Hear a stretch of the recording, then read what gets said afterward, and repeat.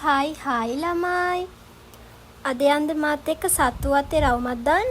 රවුමක් කියන්නේ ඉතින් චුට්ටක් ඇවිදලා එන්න. මේ දවස්වල ගොඩක් කවුලෙන් ඉඳියේ. ගෙදරම යන්නේ කිඳියේ. ඒ හින්දා නිකමට වගේ හිතුවා සත්තු වත්තට යන්න. ඔන්න ආවා. ටිකටුත් ගත්තා ඉතින්. දැන් යන් ඇතුළට. ඇතුළට යනකොට මං හිතන්නේ පාර වරද්ද ගත්තා. මං එකපාරක් විතර ඇවිත් තියෙනවා. ඒත් හරියට බැලුවෙත් නෑ. මේ පාර නම් චුට්ටක් මේන් දෙක රිලැක්ස් වෙන්න කියලා තමයි ආවේ. හම්බෝ මම මුලින්ම බැලුවේ මෙයාලා. මම මෙයාලට ගොඩක් ආසයි. පූසා වගේ හිතලා මට අත ගන්න හිතෙනවා. ඒත් මොනා කරන්නද? එයාලා හරි නපුරු ඉලුනේ. මොනා වුණත් පව් සත්තු. හිර කළා තියෙද්දි එයාලට මොන වගේ හැඟීමක් එනවද දන්නේ. අපි වුණත් කැමති නෑනේ අපිව කවුරුත් හිර කළා තියනවට. මෙයා නම් කවුද කියලා මතක නැහැ. හැබැයි අර ස්ලෝ මෝෂන් සත්තු කියන්නේ මට මතක නැහැ. කාටුන් එකක් තින්නවා මෙයාලා. අම්බෝ අලියෝ දෙන්නේ නටපු නැටිල්ල. මට ඒක බලන් ඉන්නම හිතුණා. අන්තිමේදී මේ මදිවට මේ ඩිලා මොටුක්කුත් හිටියා. මේ මන් තමයි. මේ නම් කුරුල්ල බලන්න තමයි මම ආවේ. එයාලත් හරි ලස්සනයි. ටිකක් බලලා සෙනඟ ගොඩක් හිඳියා. ඒ හින්දා කිසි මේකක් දැනෙන්නේ නැහැ. ඇත්තටම අද ඉරිදා හින්දා ගොඩාක් සෙනඟ. කුරුල්ල ගොඩක් හිඳියා. මේ ඉන්නේ අපේ අයියා. අයියා වගේම තමයි ඉතින්. ඒකයි අයියා කිව්වේ. හරිම මෝඩයි. මෝඩම මෝඩයි. එයාලා මෝඩද මම මෝඩද කියලා නම් මම දන්නේ නැහැ. බූරුව. අපි යංගෝ දැන් අශ්වය බලන්න. මං නම් ආස්ම සත්තු. ඒ වගේම මම බයයි. ගොඩාක් අය මෙතන හිර කරලා තිබ්බා. දුකත් හිතුණා ඉතින්. පවුනේ ඉතින් මොනවා වුණා සතුනේ. ගොඩාක් අය ඇල්ලුවා. මටත් ඔළුව අත ගන්න හිතුණා. බයයිනේ. මොනා කරන්නද? ඒත් කොහොම හරි චූට්ටක් ආසෙ හිතිලා අල්ලලා ආවා. මේ ඉන්නේ මගේ නම නවෝදය.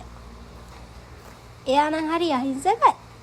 ඔළුව අත ගාලා දුවගෙන ආවා. දැන් ඊළඟට මොනවද බලන්න යන්නේ? සර්පයව බලන්න යමුනේ. මම වැඩියෙන්ම නම් ආවේ ඇනකොන්ඩාව බලන්න. එයත් ඉඳියා. බලමුකෝ. මේ ඉන්නේ කිඹුලා. අම්බෝ. එල්ලෙන්නේවත් නැහැ. හිතා ගන්න බෑ. මාරම සත්තු වගේ. දැක්කමත් බය හිතෙනවා. එනකොට පල්ලෙහානේ ඉන්නේ. පොඩක් කොරවලක් ආවා. මෙයාව මම පැය ගානක් හෙව්වා. පස්සේ තමයි දැක්කේ ගහ උඩ ඉන්නවා කියලා. නම නම් මතක නෑ. මේ සර්පෙක් මොකද නම මතක නෑනේ. ආයෙ මෙයත් ඉන්දිය ඇහැටුල්ල ඔය ඉන්නේ. අම්බෝ ඇහැ කඩන් කයිත් දන්නේ. ඇහැටුල්ල කියන්නේ ඒ හින්දා වෙන්නේ නැදිනේ.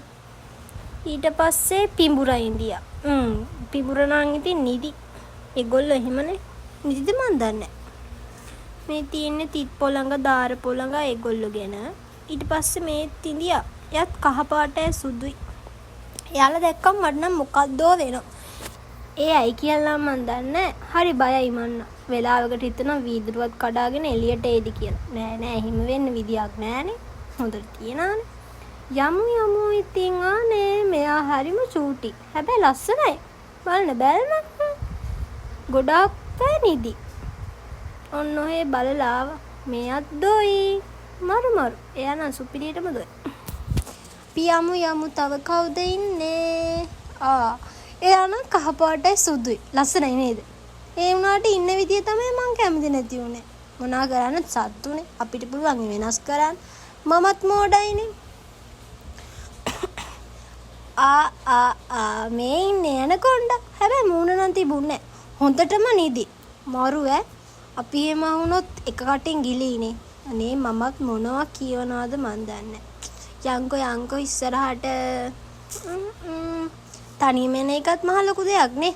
දැන් මම ලොකුයිනේ. ඊගාවට ඉන්දියේ සර්පෙක්ම තමයි. හැබැයි යාගේ නම නම් මතක නැහැ. ගොඩක් නම් මට මතක නෑනේ. හරි යන්. අම්බෝ මෙයාලට නම් පුරුදුද කොහෙද? එයාව දාන් ඉන්න විදිය මගේ ඇඟ නම් හිරි වැටිලා ගියා. මං හිතන්නේ එතනට ගියොත් ඔයාලට ටිකට් එකක් දීලා එයාව කරේ දාගෙන ෆොටෝ ගහන්න පුළුවන්. මම නම් ගියේ නෑ ඒවට. මේ ඉන්නේ මම මොනවා වුණත් පිස්සුවක් නටන්න එපයි. තනියෙන් ගියත් මගේ සතුට මම ඉන්නවා. හරි හරි හරි. අපි යන්කෝ දැන් බලන්න. මං ඊට පස්සේ බැලුවේ මූවෝ. අනේ පව්. කනවා ඒගොල්ලෝ එහෙමම ඉන්නවා.